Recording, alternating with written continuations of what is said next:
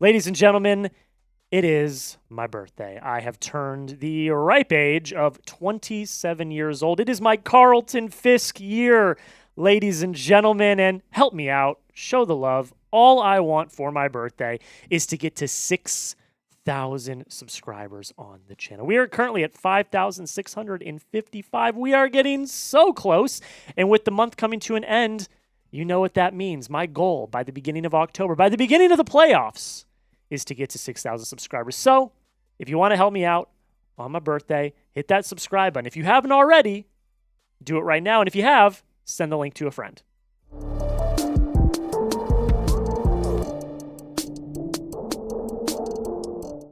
I hope you all enjoyed your off day yesterday. Not a single team in the American League played yesterday.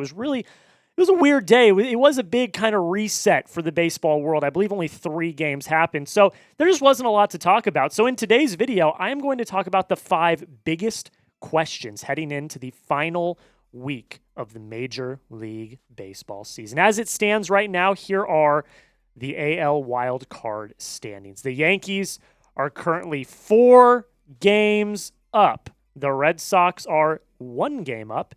And then the Guardians and Astros are tied for the last spot in the wild card. And then you can have Astros / Mariners here, but I think the Mariners are going to lock up the division. So I think it's going to be the Astros at the end of the day. But I think there's a real chance that this goes down, this entire wild card race goes down to game 162 this upcoming Sunday. I legitimately believe that we are not going to know until after the final games of the season who is in the playoff spots. And if that is the case, we will actually be live on Sunday for the Red Sox game, scoreboard watching all the other games. So make sure you hit that subscribe button. Another reason to hit that subscribe button. But here's the remaining schedule for the Red Sox. Not great, Jim. You're at the Blue Jays for 3, and then you're back home at Fenway Park against the Tigers for 3. And as you could tell from my reaction to that, I'm not confident. I won't lie to you. I know there's been a lot of really angry people in my comments, specifically on Instagram, saying I don't deserve to be a fan because I'm being realistic about the team. But I'm just going to tell you what I see. I see a team that is playing really sloppy baseball, that is not being managed correctly, that is making a lot of mistakes. And when you're playing 2 of the best teams in the American League, albeit the Tigers are starting to have a monumental 2011-esque collapse, but they are still 2 of the hardest teams that you're going to play. You have one of the most difficult strengths of schedule the rest of the year. And if the Red Sox continue to play like they have, I'm not so confident that they're going to be in a playoff spot by the time the season ends. So let's get in to my 5 questions. These are the 5 questions that we are going to be asking that are going to see make or break. Are the Red Sox going to make the playoffs? Number 1, is Alex Bregman back to form, or was the Tampa series a fluke? Obviously, ever since Alex Bregman came back from injury, he has not been the same. He has struggled. He has had what Jeff Passan considered a mega slump. But he showed some life in Tampa. In 11 at-bats, he almost hit 500, had 5 hits, 3 RBIs, 4 walks, which was awesome to see. Great plate discipline, 2 runs scored, and a really clutch home run in the first game of the series. He's definitely showing signs of being back to form. But again, could it be the ballpark? Could it be the competition? Could it be just a hot 3-game stretch? We don't know. I'm hoping that he's getting back to form. Because if Bregman goes, the rest of the offense goes. You need that one guy, that one spark plug to lift the rest of the offense. And I think Alex Bregman should be that guy. The Red Sox need that player bad. And I don't care if it's Alex Bregman. It could be Duran. It could be Wilyer coming back from injury. It could be anyone in this lineup. But I think it would be very poetic if it was Alex Bregman. So you let me know down below in the comments. Is Bregman back? Type B if you think he's back. Type C if you think he's still gone. I'm going to be on the optimistic side. I do think he's back. He showed a lot of really good. His plate discipline in particular with the 4 walks, Really like to see that, but you let me know. B for back, G for gone. I want to hear your thoughts down below in the comments. My second biggest question is, can the rotation hold up for the rest of the regular season? We've seen some struggles. I will not lie. And the last outings for these guys have not been pretty, to say the least. Crochet in his last outing went 4 hits, 3 runs, 3 walks, 9 Ks. Giolito didn't look great. 4 1/3, 5 hits, 4 runs, 5 walks, 5 Ks. Brayan Bello also didn't look that great. 4 innings, 5 hits, 4 runs, 2 walks, 3 Ks. The best of the 5 was Kyle Harrison, who went 6 with 4 hits, only 1 run, 2 walks, and 5 Ks. And then we saw Connolly early a few days ago give up 3 runs in the first inning.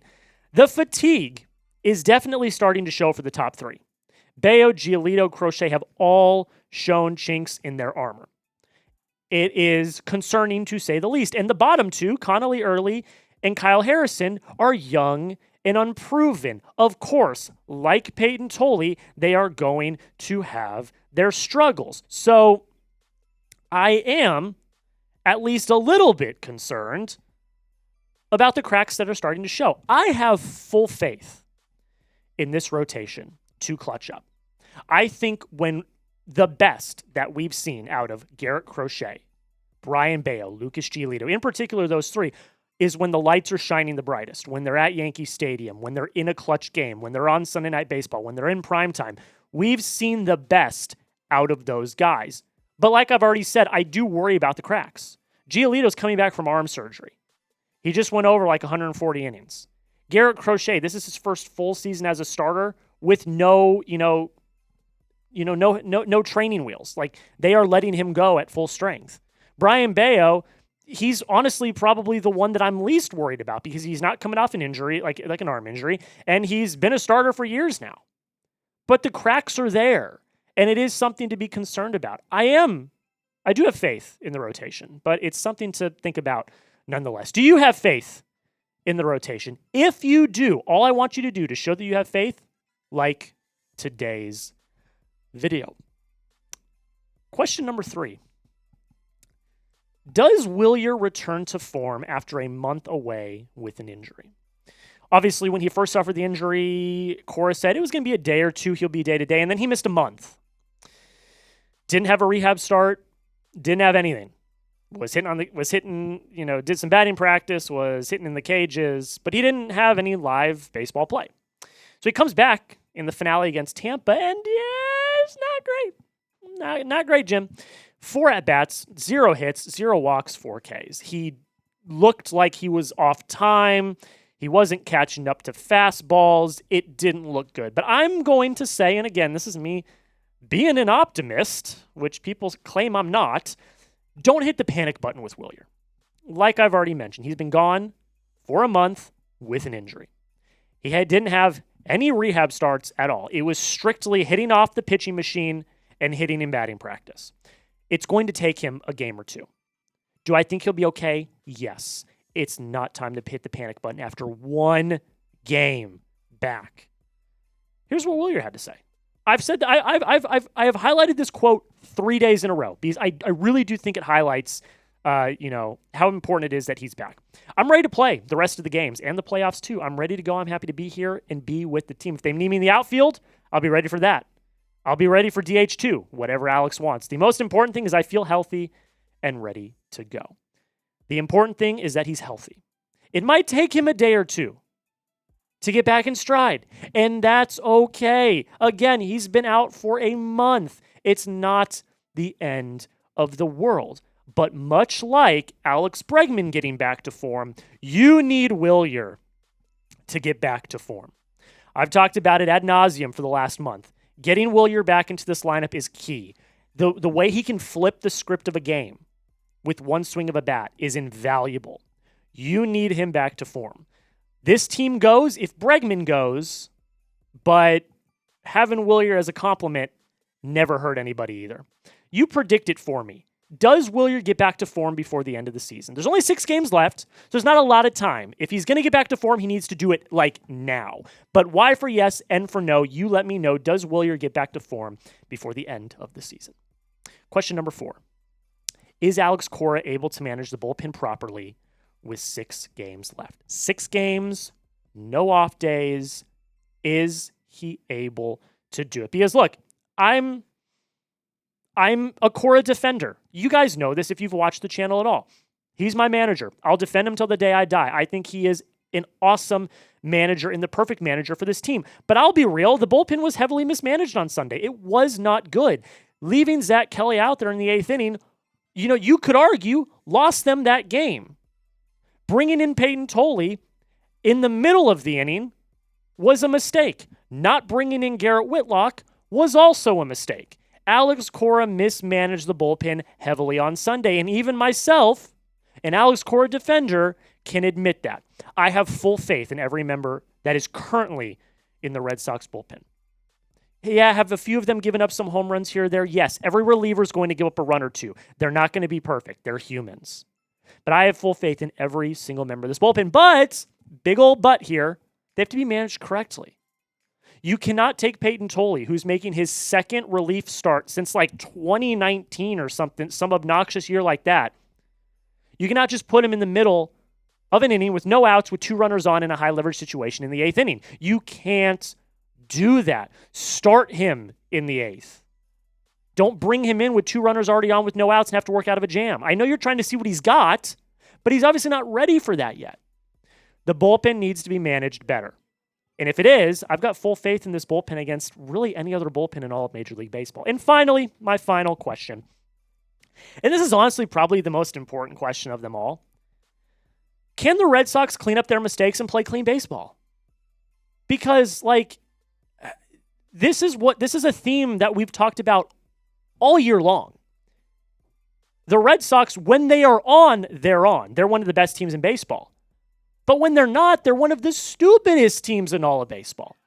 We can look at the finale alone and find a million mistakes.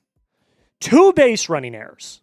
You can blame them on Kyle Hudson, the third base coach. You can blame them on the players on the bases. Either way, I don't care. 2 base running errors that, cost you runs. A fielding error that cost you a run.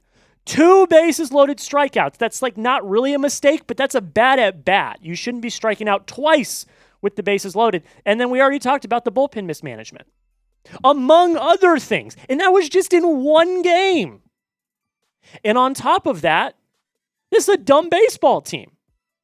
Dumb baseball team. And look, I'm a Red Sox fan. Everyone's like, oh, Jack, you're not a fan. You're not a fan. These are stats, guys. This is not my opinion. These are stats. 1,364 strikeouts this year. That is 6th most in baseball. 112 errors this year. That is the most in baseball. This is a dumb team. We can all admit that. They play stupid baseball. Playoff teams play clean baseball. And if you're going to be a playoff team, you got 6 games to prove it. You control your own destiny.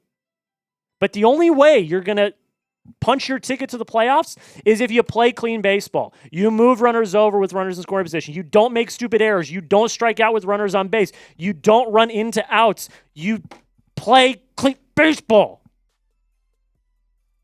You play clean baseball, you make the playoffs. It's as simple as that. So my God, please play clean baseball. If you don't, I'm going to rip my hair out. Because watching that game on Sunday, oh, it was so frustrating. What's your confidence level in the Red Sox making the playoffs? This is the last question I'm going to ask you before we get out of here. Scale of 1 to 10. 1 being we are cooked. Thank you, Red Sox Nation. Put out the graphic. The season's over. 10 being we are going to win the freaking World Series. You let me know down below in the comments. I'm going to say a 6 because it's going to be difficult to get past. I think you need like a 3-3 record at the the best. And then 3-4, 1-5, you're in bad territory. But I think you could get a 3-3 record and still have a really good shot at making the playoffs. So I'm going to say a 6 because you are still playing really good teams. So 3-3 is not guaranteed. That means you got to win one of those series. And I don't I don't feel that comfy about that. So you let me know 1 to 10. And make sure you hit that subscribe button like I already said. I'm celebrating my 27th birthday today, my Carlton Fisk year. Do it for Carlton, one of the Red Sox greats. Hit that subscribe button. Help us get to 6,000 subscribers. I appreciate y'all. We'll see y'all in the next video. And until next time, go Sox.